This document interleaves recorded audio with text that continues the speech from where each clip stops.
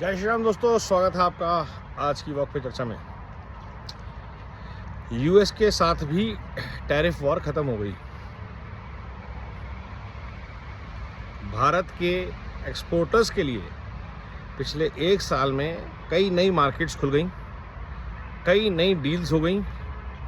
Europe के साथ, UK के साथ, ऑस्ट्रेलिया के साथ, हर देश के साथ भारत की नई डील्स हो गई और यूएस के साथ भी डील हो गई। नए रास्ते खुल गए, नए अवसर खुल गए, सिर्फ इसलिए कि भारत सरकार झुकी नहीं। भारत सरकार की टीम पूरी ताकत के साथ, शिद्दत के साथ लगी रही अपने मिशन में कि जो डील भारत के बेस्ट इंटरेस्ट में है वो लेता रहे। इस दौरान ना तो भारत में तेल का रेट बढ़ा, भारत ने रशिया से तेल लेके बाकी कंट्रीज़ को रिफाइन करके दिया, अपने एक्सपोर्ट्स बढ़ाए तो भारत का एक्सपोर्ट भी बढ़ा। ना भारत के किसी भी व्यापार पर कोई असर पड़ा, ना भारत का एक्सपोर्ट घटा। आत्मनिर्भर भारत, वोकल फॉर लोकल जैसे मंत्रों ने भारत को और मजबूती दी। आप देखिए कि कोविड के बाद, रशिया यूक्रेन वॉर के बाद, ग्लोबल टैरिफ वॉर के बाद, इजराइल फिलिस्तीन युद्ध के बाद भी आज दुनिया का सबसे मजबूत, सबसे कंसिस्टेंट देश जो सिर्फ एक बात करता है, विकास की और शांति की, शांतिपूर्वक विकास की, उस देश की तरफ हर देश देख रहा है। यूरोपियन यूनियन पूरी डील साइन करने आती है Bharat, mother of all deals.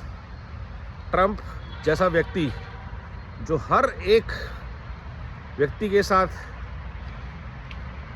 लगभग बदतमीजी से पेश आता है, वो भारत के साथ तमीज़ से पेश आता है क्योंकि भारत उससे एंगेज नहीं करता। और ये बात मोदी जी ने कहाँ से सीखी? इसका श्रेय जाता है राहुल गांधी को, क्योंकि जिस तरह से राहुल गांधी जी ने सरकार को सिखाया कि बेवकूफ़ों को इग्नोर करिए आप और अपने काम पे लगे रहिए, उनसे एंगेज नहीं करना, तभी आप काम कर पाएंगे, अच्छा काम कर पाएंगे, देश के लिए काम कर पाएंगे। और ये स्ट्रैटेजी भारत सरकार ने हर उस बेवकूफ़ के खिलाफ यूज़ करी जो भारत के हितों के खिलाफ काम करता है, चाहे वो जस्टिन ट्रूडो हो, चाहे वो ज़ेलेंस्की हो, चाहे वो डोनाल्ड ट्रंप हो। तो जो भारत के हित की बात नहीं करता, उससे लड़ते नहीं हैं, उससे बात की चितवन कर देते हैं, उससे इग्नोर करते हैं।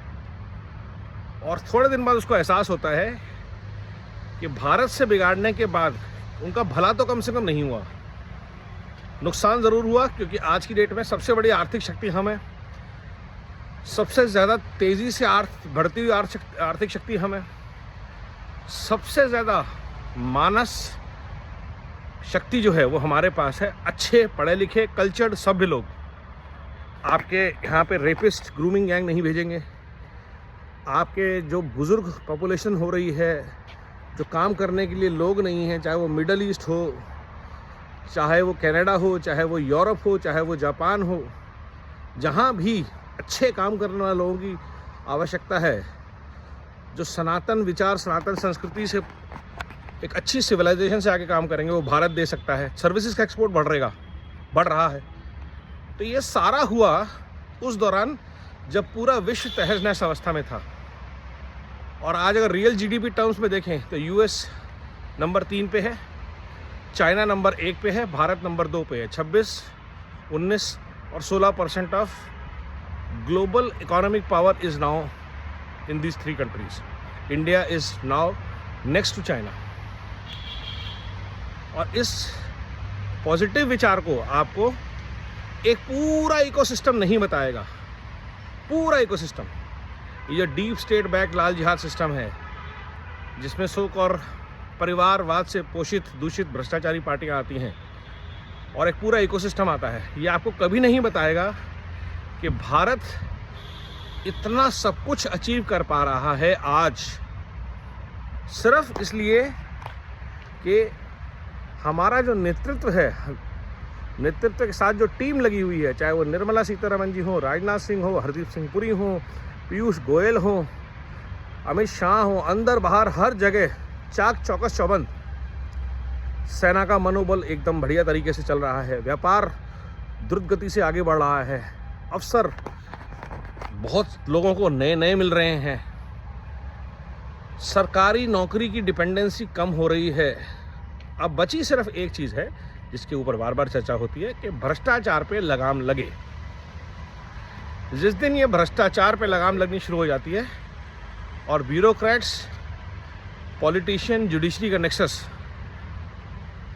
देश में ढंग से काम करना शुरू कर दे, लॉ ऑर्डर, जुडिशरी ढंग से काम करना शुरू कर दे, भारत की समस्याएं लगभग काबू में आ जाएंगी। ठीक कभी नहीं होगा, देश है, चलता रहेगा, बट हम आसानी से एक as a democracy, as a सांस्कृतिक विरासत धरोहर वाला देश इस सब चीज़ों को कंट्रोल कर पाएंगे। और इसका सबसे बड़ा उदाहरण अब आपको मिल भी गया, भारत के साथ यूएस की डील भी क्लोज हो गई। इसलिए आप सबको नमो भारत, वंदे मातरम, जय हिंद और जय श्री राम।